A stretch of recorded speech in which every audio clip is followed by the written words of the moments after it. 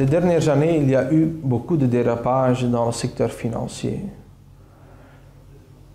On a vu des pertes énormes de patrimoine à cause des dérapages dans le secteur financier. Maintenant, le gouvernement a dû intervenir en prenant des participations dans plusieurs banques. Ça ne peut quand même pas être l'ambition permanente pour que le gouvernement reste pour toujours dans les banques. Et donc, il faut déjà prévoir aujourd'hui l'exit du gouvernement des banques. Mais avant ça, il faut quand même sauvegarder que les fautes du passé ne seront pas répétées. Il y a au moins deux choses qui peuvent être réformées sur le niveau belge.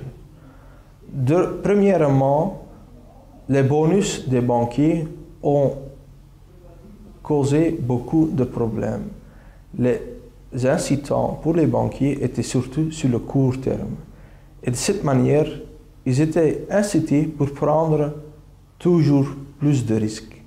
Et les conséquences étaient pour l'institution et pas pour eux-mêmes. Donc, réformer la structure des bonus des banquiers est la première chose. La deuxième chose est de réformer les règles sur les capitaux des banques. C'est-à-dire qu'il faut mettre plus de réserves dans des temps bons pour avoir de la marge pour des temps mauvais. Maintenant, on a constaté que beaucoup de problèmes ont été créés par le fait que les régulateurs n'étaient plus au courant de toutes les activités bancaires. Parce que les activités bancaires étaient devenues transfrontalières.